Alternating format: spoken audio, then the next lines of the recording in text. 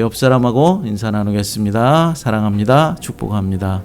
잘 나오셨습니다. 네, 감사합니다. 장편 소설 대지로 1938년에 노벨 문학상을 받은 펄벅 여사를 여러분들이 아실 것입니다. 그녀가 1960년에 처음으로 한국의 경주를 방문했을 때 그녀는 희한한 광경을 발견했다고 합니다. 그것은 해질 무렵이었는데 어떤 농부 한 사람이 소 달구지를 끌고 가는 그런 장면을 보았는데, 그 소 달구지에 볕단을 싣고 그 위에 올라타서 가면은 편하게 갈 수 있을 텐데, 이 농부는 그렇게 하지 않고 자기도 볕짐을 한 짐 지고 소 달구지 뒤에서 이제 걸어서 가더라는 것입니다. 펄벅은 지게 짐을 소달구지에 싣고 자기도 그것을 타고 가면은 훨씬 쉽고 편할 텐데 도대체 왜 저렇게 걸어가고 있는가 너무나 궁금했습니다. 그래서 그 농부에게 물었습니다. 왜 소달구지를 타고 가지 않고 이렇게 걸어가고 있습니까? 라고 물었더니 농부가 말합니다. 에이, 어떻게 타고 갑니까? 저도 오늘 하루 종일 일했지만 이 소도 오늘 하루 종일 나와 함께 일했는데요. 그러니 짐도 나누어서 지고 가야죠. 이렇게 말했다고 합니다. 당시 우리나라에서는 이런 풍경을 흔히 볼 수 있었지만은 펄벅의 눈에는 아주 신선한 충격으로 다가왔던 것 같습니다. 나중에 펄벅은 고국으로 돌아간 뒤에 세상에서 본 가장 아름다운 광경이었다라고 기록하였습니다. 그리고 그녀는 다음과 같이 수레하였습니다. 서양의 농부라면 누구나 당연하게 소 달구지 위에 짐을 싣고 자기도 타고 편하게 집으로 향했을 것이다. 하지만 한국의 농부는 소의 짐을 덜어주려고 자신의 지게에 볕단을 한 짐 지고 소와 함께 귀가하는 모습을 보며 짜릿한 마음의 전율을 느꼈다라고 고백하였습니다. 또한 그녀는 늦가을 감나무 꼭대기에 달려있는 감을 보면서 이렇게 물었습니다. 따기 힘들어서 그냥 남기고 간 겁니까? 라고 물었습니다. 겨울철 새들을 위해서 까치밥으로 남겨둔 것이다 라는 설명을 듣고 이 펄벅 여사는 또 한 번 감동했다고 합니다. 펄벅 여사는 고백합니다. 내가 한국에서 가본 그 어느 유적지나 왕릉보다도 이 감동의 현장을 목격한 것 하나만으로도 나는 한국에 오기를 참 잘했다라고 자신한다라고 고백했습니다. 감이나 대추를 따면서도 까치밥을 남겨두는 마음, 기르는 소를 내 몸처럼 사랑하는 마음, 이 작은 배려를 몸으로 실천하며 살았던 것이 우리 선조들의 모습이었다라는 것이죠. 오늘 본문에도 보니까 이스라엘 사람들도 우리나라 사람들처럼 이렇게 따뜻한 그런 사랑의 마음들이 있었던 것 같습니다. 특별히 이스라엘 백성들은 사람에 대한 사랑과 배려를 강조하고 있는 것을 볼 수 있습니다. 고아와 과부, 나그네에 대한, 그러니까 가난한 이웃에 대한 사랑과 배려가 나타나고 있다라는 것입니다. 하나님은 모세를 통하여서 세 가지 정황을 예로 들어주고 있습니다. 첫 번째로 곡식을 거둘 때 잊고 가져오지 않은 묶음이 있다면 그것을 찾으러 가지 말라라고 말씀하고 있습니다. 본문 19절 전반절 말씀 읽어보겠습니다. 내가 밭에서 곡식을 벨 때에 그 한 뭇을 밭에 잃어버렸거든 다시 가서 가져오지 말고. 아멘. 두 번째로 올리브 나무를 1차적으로 수확한 다음에 다시 돌아가서 재차 수확해서는 안 된다라고 말하고 있습니다. 그러니까 아직 익지 않아서 따지 않은 그런 열매들, 어떤 이유에 있어서 남겨두었던 그런 것들을 다시 돌아가서 재차 수확하지 말라라고 말한 것입니다. 본문 20절 읽어보겠습니다. 내가 내 감람나무를 떤 후에 그 가지를 다시 살피지 말고. 아멘. 세 번째로 포도를 수확할 때도 마찬가지로 여러 가지 이유로 따지 못했던 열매들을 다시 훗날 돌아가서 수확해서는 안 된다라고 말씀하고 있습니다. 본문 21절입니다. 내가 내 포도원의 포도를 딴 후에 그 남은 것을 다시 따지 말고. 아멘. 여러분, 그럼 왜 이렇게 남겨두고 다시 훗날에 가서 재차 수확하지 말라라고 말씀하고 있는 것입니까? 바로 이 남겨놓은 모든 것들은 고아와 과부, 나그네를 위하여서 남겨두라라고 말씀하고 있는 것입니다. 고아와 과부, 나그네 등의 약자들이 농사를 지을 땅을 가졌을 리가 없습니다. 그래서 그들은 가난하였죠.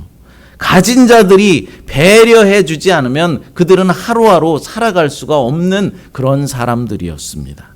그래서 모세는 이스라엘 백성들에게 추수할 때 가난한 이들을 배려해서 너무나 철저하게, 너무나 야박하게 추수하지 말라라고 말씀하고 있는 것입니다.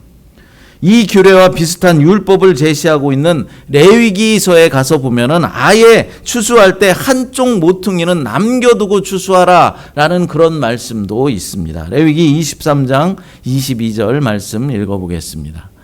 너희 땅의 곡물을 벨 때에 밭 모퉁이까지 다 베지 말고 떨어진 것을 줍지 말고 그것을 가난한 자와 거류민을 위하여 남겨두라. 나는 너희의 하나님 여호와니라. 아멘. 추수할 때 아예 듬성듬성 추수를 해서 이제 추수가 끝난 밭에서 약자들이 와서 그 이삭을 주술 수 있게 해주고 아직 배지 않은 곡식을 자르면서 추수의 기쁨을 함께 느낄 수 있도록 해주라라고 말씀하고 있는 것입니다. 이스라엘의 모든 지방과 가족들은 이제 가나안 땅에 들어갈 것이고 그 가나안 땅에 들어가서 땅을 소유하게 되고 그 땅에서 농사를 짓게 될 것입니다. 그리고 추수 때가 되면은 하나님께서 허락하신 풍요로운 그런 수확을 마음껏 누릴 수 있게 될 것입니다.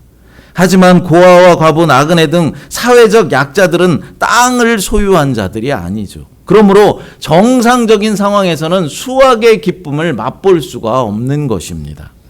만일 이스라엘 백성들이 그들이 누리는 풍요로움이 자신들의 노력의 결과가 아니라 자신들의 어떤 힘이 아니라 하나님의 은혜, 하나님의 축복이다라고 생각하고 그렇게 믿고 있다면 땅을 소유하지 않은 이들에게도 그 축복을 함께 누릴 수 있는 기회를 줘야 하는 것입니다.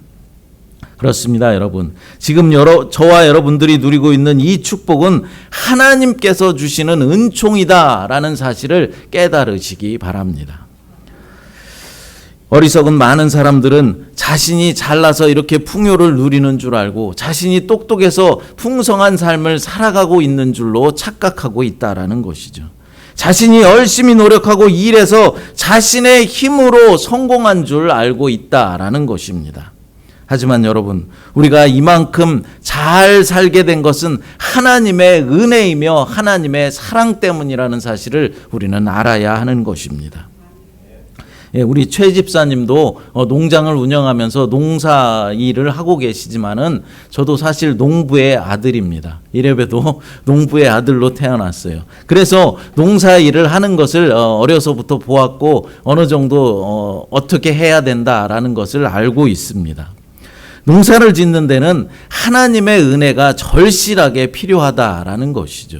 적당한 비가 와야 하고 적절한 일조량이 필요한 것입니다.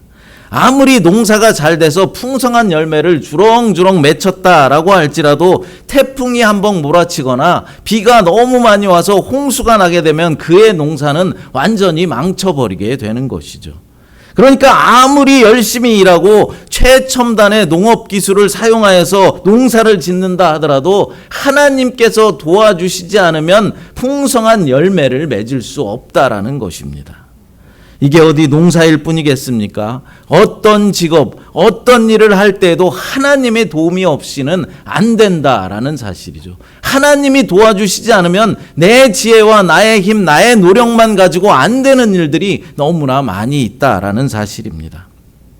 이 사실을 빨리 깨달은 사람은 남은 이 땅에서의 삶이 평안해질 것이고 그것을 깨닫지 못하고 사는 사람은 끝까지 아둥바둥 살아가다가 늙어 죽게 되는 것입니다.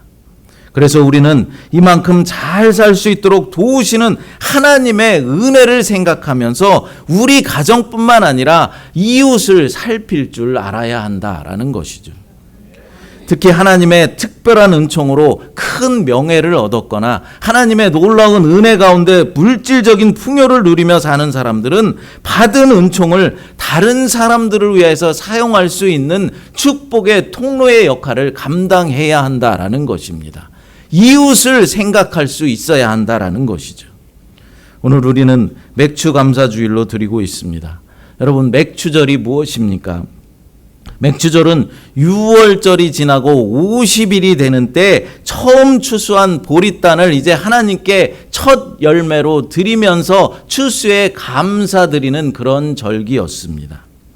맥주절은 이스라엘 민족의 3대 절기 가운데 하나로 6월절, 초막절과 함께 이스라엘의 모든 남자들은 하나님 앞에 나가서 이제 감사를 드리며 제사 드렸던 그런 절기들이었다라는 것이죠. 그럼 이러한 절기들을 왜 우리에게 지키라고 말씀하신 것입니까? 그것은 하나님의 은혜를 생각하라라는 것입니다. 하나님의 은혜로 애굽 땅 종되었던 너희들을 구원해 주신 분이 나 하나님이다라고 말씀하시면서 그 은혜를 잊지 말고 기억하며 감사하라라는 것입니다.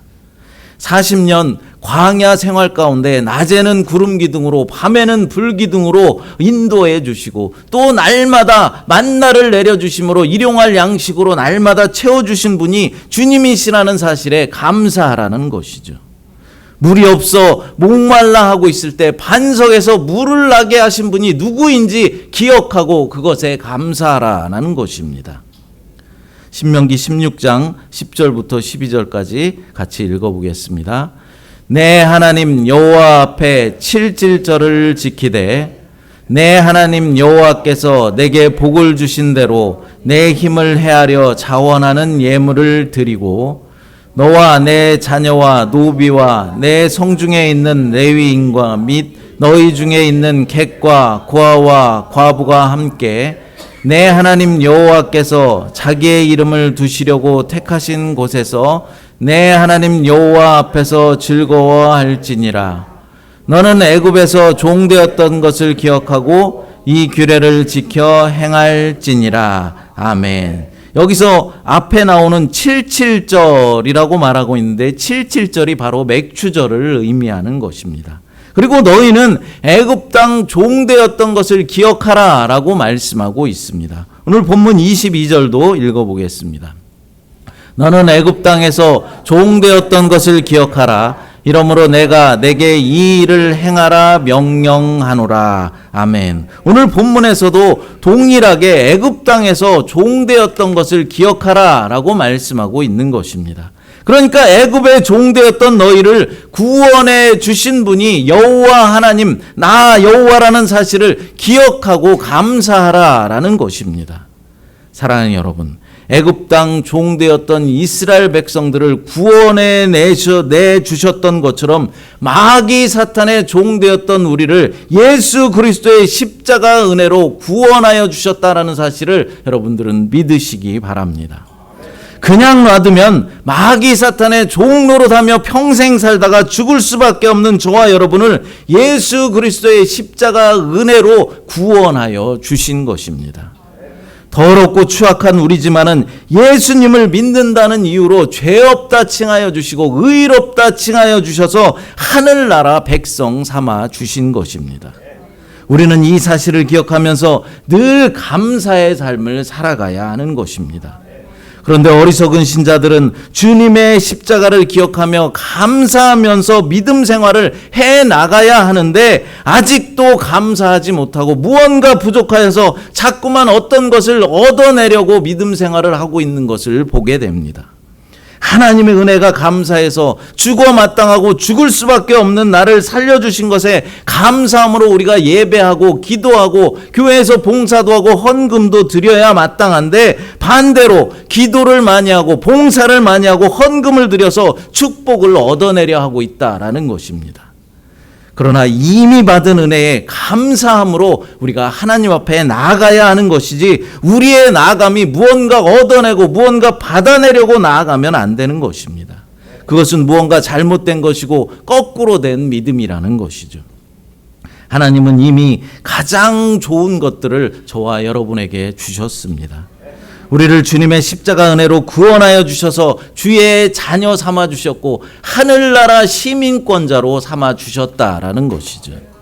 우리가 하나님을 예배하고 교회에서 봉사하고 헌신해야 하는 이유는 나를 구원하여 주신 하나님의 은혜에 감사함으로 하는 것이어야지 그 반대가 되어서는 안 됩니다. 무언가 얻어내고 무언가 복을 받기 위해서 헌신하고 봉사하고 헌금하면 안 된다라는 것입니다. 우리가 이렇게 주일에 하나님 앞에 나와서 예배하고 맥주 감사 주일로 하나님을 예배하는 것은 우리를 구원하여 주신 그 은혜를 기억하며 감사드리기 위해서입니다. 여러분, 또 한 가지 우리가 절기를 지켜 예배해야 하는 이유가 무엇이라고 말씀하고 있습니까? 그것은 이웃과 함께 즐거워하기 위해서다라고 말씀합니다. 77절, 그러니까 오늘 맥주절을 드릴 때 어떻게 하라고 말씀했습니까? 다시 한번 읽어보겠습니다. 신명기 16장 11절 말씀입니다. 너와 내 자녀와 노비와 내 성중에 있는 레위인과 및 너희 중에 있는 객과 고아와 과부가 함께 내 하나님 여호와께서 자기의 이름을 두시려고 택하신 곳에서 내 하나님 여호와 앞에서 즐거워할지니라. 아멘. 노아와 노비와 고아와 과부 나그네와 함께 하나님 앞에서 즐거워하라 라고 말씀하고 있는 것입니다. 하나님 은혜에 감사하면서 하나님께 영광을 올려드림과 동시에 가난한 자들, 소외된 자들과 함께 즐거워하라 라고 말씀하시는 것입니다. 그런데 사실 오늘날 교회들에서 감사절을 지키면서 하나님 앞에 감사의 예배들은 잘 드리고 있지만 가난한 이웃과 약자들을 돌보는 일에는 소홀한 것이 사실인 것 같습니다. 자기들끼리는 감사절이라고 음식도 잘 차려서 즐겁게 먹고 마시고 즐겁게 지내고 있지만 어려운 이웃을 섬기는 일에는 무관심하다라는 것이죠. 제가 전에 섬겼던 교회에서 있었던 일입니다. 오늘처럼 맥주절은 아니었고 추수감사절이었는데 추수감사절이 되면 교인들이 어떻게 합니까? 뭐 과일이나 곡식들을 가지고 와서 이 강대상 앞에 쌓아놓고 하나님 앞에 예배를 드리지 않습니까? 사실 그렇게 하라는 성경적인 근거가 어디 있는지 저는 모르겠습니다. 우리 교회는 그렇게 하지 않습니다. 어쨌거나 그렇게 예배를 드리고 그 과일이며 곡식들을 어떻게 하나 살펴보았는데 예배가 끝나자마자 교회에 유력한 사람들이 달려들어서 좋은 것들은 다 자기가 가져가고 이제 친한 사람들에게 선심 쓰듯이 이렇게 나누어 주더라는 것입니다. 감사절의 의미도 모르는 사람들입니다. 과일을 제사 지내듯이 강대상 위에 쌓아놓는 것도 성경적이지 않지만은 그 과일을 자기들끼리 나누어 가지는 모습은 더욱더 성경적이지 않았습니다. 그래서 얼마 지나지 않아 제가 설교할 기회가 있어서 추수감사절 때 너무나 안타까웠다. 하나님께 드린 과일을 우리끼리 나눌 것이 아니라 가난한 이웃들을 위해서 나누어 주는 일을 해야 한다. 그래야 진정한 의미의 감사가 되는 것이다. 감사는 우리끼리 나누는 것도 중요하지만은 이웃을 섬기고 돌보는 것으로 연결돼야 한다라는 내용의 설교를 했습니다. 그랬더니 바로 담임 목사님의 호출이 있었습니다. 과일을 너 먼저 챙겨주지 않아서 네가 그렇게 설교를 했느냐? 왜 성도들의 행동을 책망하느냐라고 말씀하시는 것입니다.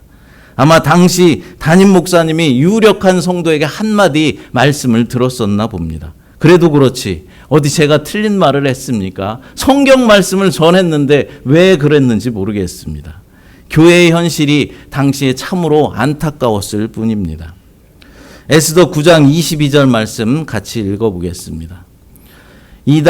이날에 유다인들이 대적에게서 벗어나서 평안함을 얻어 슬픔이 변하여 기쁨이 되고 애통이 변하여 길한 날이 되었으니 이 두 날을 지켜 잔치를 베풀고 즐기며 서로 예물을 주며 가난한 자를 구제하라 하매. 아멘. 이게 무슨 내용입니까? 부림절에 관한 이야기를 하고 있는 것이죠. 여러분, 부림절이 무엇입니까? 페르시아 통치자들로부터 유대인들이 목숨을 구한 사건을 기념한 유대인들의 또 하나의 감사절기입니다. 아수에로 왕 때 이 왕의 총리 대신 하만이 페르시아 치하에 살고 있던 유다인들을 완전히 학살하고 몰살시키기 위해서 어떤 간계를 이제 꾀했는데, 유대인 왕비였던 에스더의 지혜로 학살의 위기에서 이제 벗어나게 되었고, 오히려 대적들을 물리치고 기뻐하면서 부림절이라는 새로운 감사의 절기를 제정하면서 하나님께 감사드렸던 그런 날이었습니다. 그런데 이들이 감사하면서 또 한 일이 있었다고 합니다. 그것이 무엇입니까?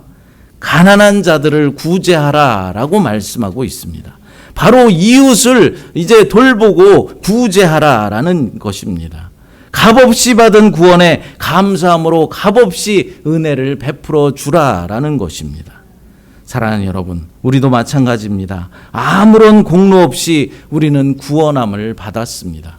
우리가 구원받기 위해서 뭐 한 일이 있습니까? 아무것도 한 일이 없습니다. 오직 하나님의 은혜만 있었을 뿐입니다. 그럼 우리는 어떻게 해야 합니까? 우리는 값없이 받은 그 사랑을 전달해야 하는 것입니다. 말로만 전할 것이 아니라 이스라엘 백성들처럼 가난한 자들을 구제하는 일을 해야 한다라는 것입니다. 저는 이곳에 교회 개척을 시작하면서 감사절기와 성탄절에 나온 헌금만큼은 가난한 이웃을 위해서, 그리고 선교하는 선교주를 위해서 전액 사용해야겠다라는 그런 마음을 먹었었습니다. 왜냐하면 진정한 감사의 의미를 전달하기 위해서입니다.